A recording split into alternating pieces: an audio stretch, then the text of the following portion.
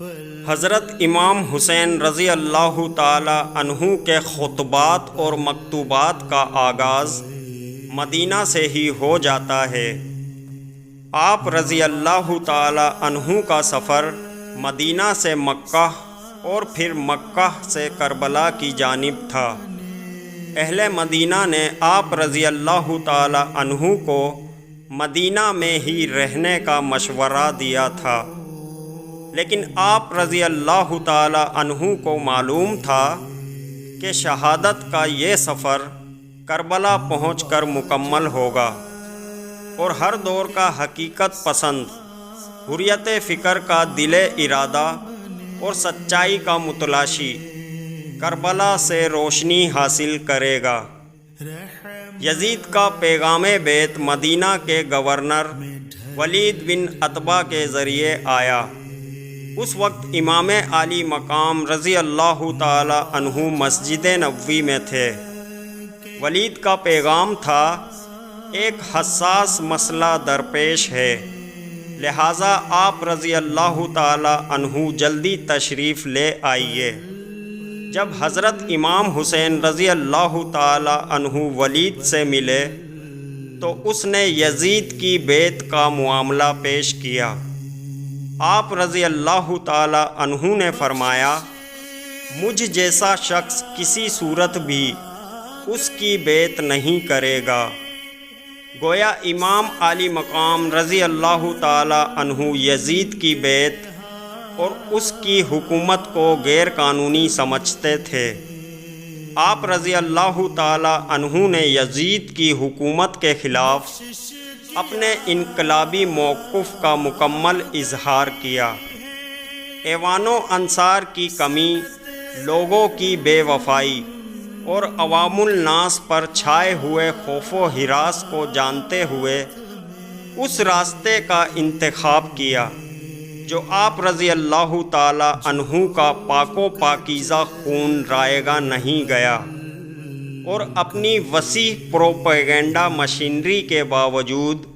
حکمران اسے چھپا نہ سکے۔ ولید بن عتبہ سے ملاقات کے بعد آپ رضی اللہ تعالی عنہ کو یقین ہو گیا کہ حکمرانوں نے بیعت کے سلسلہ میں تصادم کے راستے کی ابتدا کر دی ہے۔ حضرت امام حسین رضی اللہ تعالی عنہ نے مدینہ سے مکہ روانگی کا فیصلہ کر لیا، اور روانگی سے قبل قبر رسول صلی اللہ علیہ وآلہ وسلم کی زیارت کے لیے تشریف لائے اور ارشاد فرمایا، بار الہی، یہ تیرے نبی صلی اللہ علیہ وآلہ وسلم کی قبر ہے، اور میں تیرے نبی کا نواسہ ہوں۔ جو کچھ میرے لیے پیش آیا ہے تو اس سے آگاہ ہے۔ میں نیکی اور بھلائی سے پیار کرتا ہوں اور برائی سے نفرت۔ اے ذوالجلال والہ کرام، اس قبر اور صاحب قبر کے واسطے سے تجھ سے درخواست کرتا ہوں کہ میرے لیے وہ راہ پسند فرما جس میں تیری اور تیرے رسول صلی اللہ علیہ وآلہ وسلم کی رضا اور خوشنودی ہو۔ مدینہ منورہ سے آپ رضی اللہ تعالی عنہ کی روانگی کے فیصلے کی اطلاع پر جب اہل مدینہ کی کچھ مقتدر شخصیات نے آپ رضی اللہ تعالی عنہ کو بیعت یزید کا مشورہ دیا تو آپ رضی اللہ تعالی عنہ نے فرمایا، میرے والد گرامی نے رسول صلی اللہ علیہ وآلہ وسلم کی ایک روایت بیان کرتے ہوئے اور اپنے بارے جانے اور اسی طرح میرے مارے جانے کی اطلاع مجھے بھی دی تھی، اور والد محترم نے یہ بھی فرمایا تھا کہ میری قبر ان کی قبر کے نزدیک واقع ہوگی۔ کیا آپ یہ سمجھتے ہیں کہ جو چیز آپ کو معلوم ہے میں اس سے بے خبر ہوں؟ خدا کی قسم، میں کبھی ذلت اور پستی برداشت نہیں کروں گا، اور جب میری والدہ فاطمہ الزہرا رضی اللہ تعالی عنہ روز قیامت اپنے والد سے ملیں گی تو ان کے حضور اس سلوک کی شکایت کریں گی جو امت رسول نے اولاد فاطمۃ الزہرا رضی اللہ تعالی عنہ کے ساتھ روا رکھا، اور جو کوئی اولاد فاطمۃ الزہرا رضی اللہ تعالی عنہ کو اذیت پہنچا کے جناب فاطمۃ الزہرا رضی اللہ تعالی عنہ کو رنجیدہ کرے گا، وہ ہرگز جنت میں داخل نہ ہو سکے گا۔ ام مومنین حضرت ام سلمہ رضی اللہ تعالی عنہ کو آپ رضی اللہ تعالی عنہ کے سفر کی اطلاع ملی تو وہ فرمانے لگیں، اس طرح عراق کی سمت روانہ ہو کر مجھے غمگین نہ کیجیے، کیونکہ میں نے آپ رضی اللہ تعالی عنہ کے نانا رسول خدا صلی اللہ علیہ وآلہ وسلم سے سنا ہے، انہوں نے فرمایا تھا کہ میرا فرزند حسین رضی اللہ تعالی عنہ سرزمین عراق میں کربلا پر شہید کیا جائے گا۔ آپ رضی اللہ تعالی عنہ نے جواب دیا، اے اماں، یہ نہ سمجھیے کہ اس معاملے سے صرف آپ آگاہ ہیں، میں خود آپ سے زیادہ واقف ہوں کہ میں ظلم و ستم اور دشمن کے نتیجے میں مارا جاؤں گا اور میرا سر تن سے جدا کر دیا جائے گا۔ اللہ عز و جل نے چاہا ہے کہ میرے اہل حرم اور رشتہ دار بے وطن ہوں، میرے بچے ذبح ہوں، قیدی بنائے جائیں اور انہیں زنجیروں میں جکڑا جائے، اور وہ مدد کے لیے پکاریں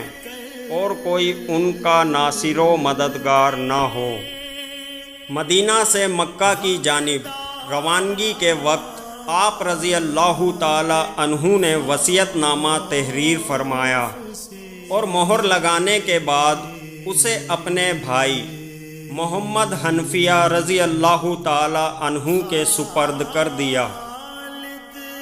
بسم اللہ الرحمن الرحیم، یہ حسین ابن علی کی وصیت ہے اپنے بھائی محمد حنفیہ کے نام۔ حسین گواہی دیتا ہے کہ اللہ کے سوا کوئی معبود نہیں اور نہ ہی اس کا کوئی شریک ہے، اور محمد صلی اللہ علیہ وآلہ وسلم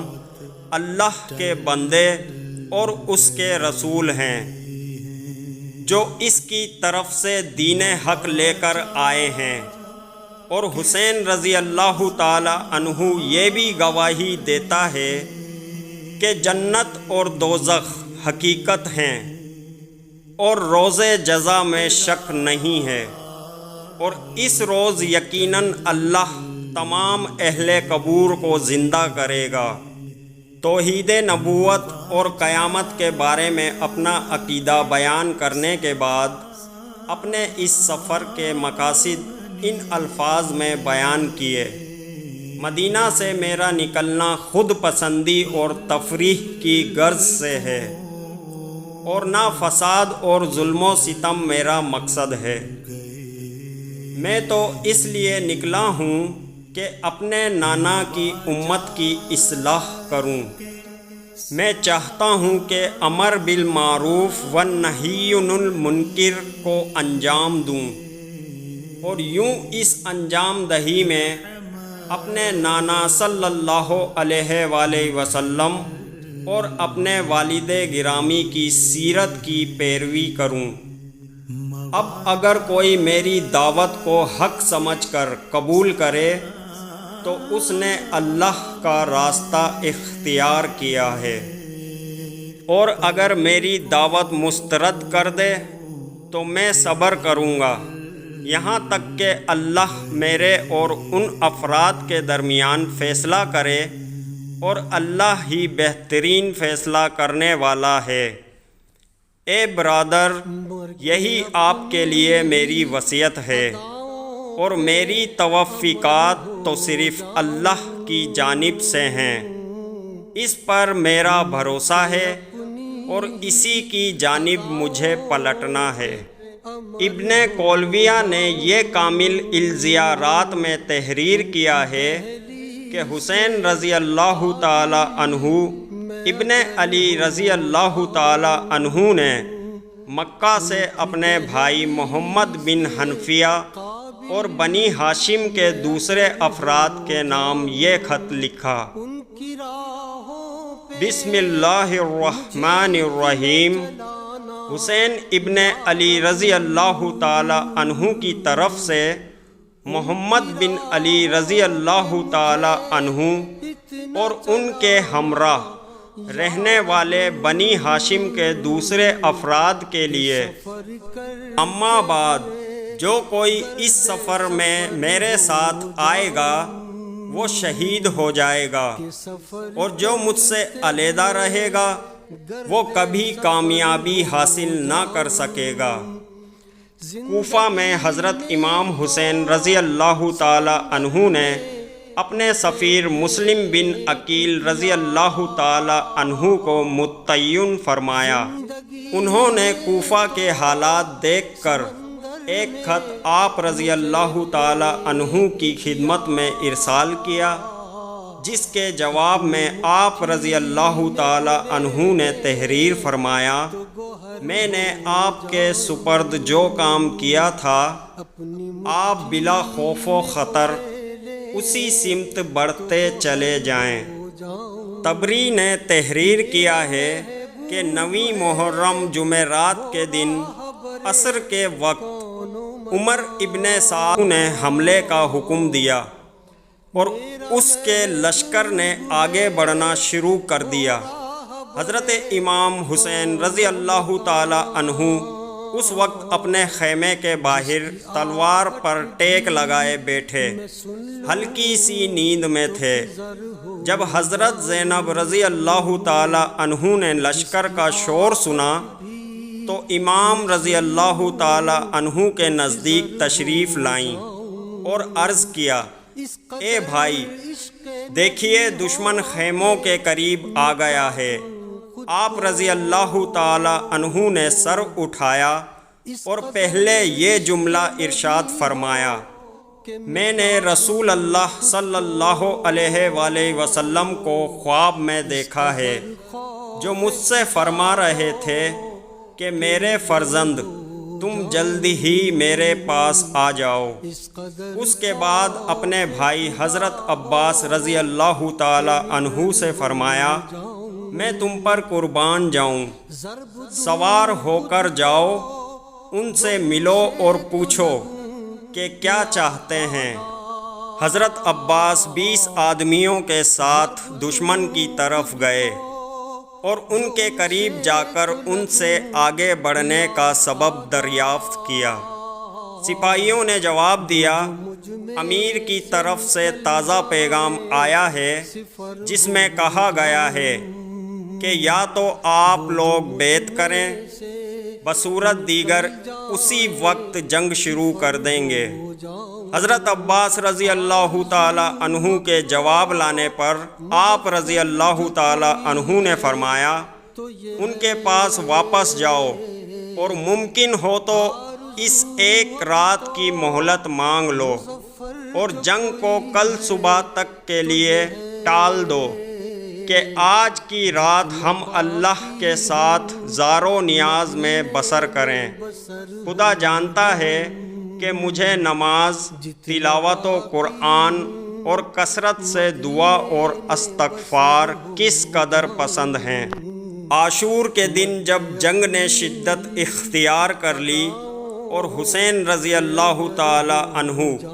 ابن علی رضی اللہ تعالی عنہ کو کٹھن حالات کا سامنا ہوا، تو امام رضی اللہ تعالی عنہ کہ اصحاب رضی اللہ تعالی عنہ کی یہ کیفیت تھی کہ جوں جوں جنگ میں شدت آ رہی تھی، ان کے چہروں کے رنگ نکھرتے چلے جا رہے تھے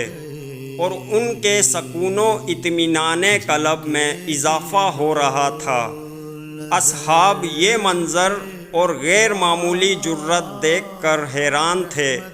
اور امام عالی مقام رضی اللہ تعالی عنہ کے ملکوتی اور نور سے جگمگاتے چہروں کی سمت اشارہ کر کے کہتے تھے انہیں دیکھو، انہیں موت کی ذرہ برابر بھی پرواہ نہیں۔ امام رضی اللہ تعالی عنہ نے اپنے اصحاب کا یہ جملہ سنا تو انہیں مخاطب کر کے فرمایا، اے معزز لوگوں کی اولاد، صبر و تحمل سے کام لو۔ موت تو صرف ایک پل ہے جس کے ذریعے تم سختی اور مشکلات سے گزر کر وسیع و عریض جنت اور اس کی ہمیشہ رہنے والی نعمتوں تک پہنچ جاؤ گے۔ تم میں سے کون ہے جسے یہ بات پسند نہ ہوگی کہ وہ ایک قید خانے سے نکل کر محل میں منتقل ہو جائے؟ یہ موت تمہارے دشمنوں کے لیے ایسی ہے جسے انہیں کسی محل سے نکال کر قید خانے اور عقوبت گاہ میں ڈال دیا جائے۔ میرے والد گرامی نے بیان کیا ہے کہ انہوں نے رسول اللہ صلی اللہ علیہ وآلہ وسلم سے سنا ہے کہ دنیا مومن کے لیے قید خانہ اور کافر کے لیے جنت ہے، اور موت ایک پل ہے جو مومن کو جنت میں، کافر کو جہنم میں پہنچا دیتی ہے۔ میں جھوٹ نہیں بولتا اور نہ ہی مجھے کبھی جھوٹ بتایا گیا ہے۔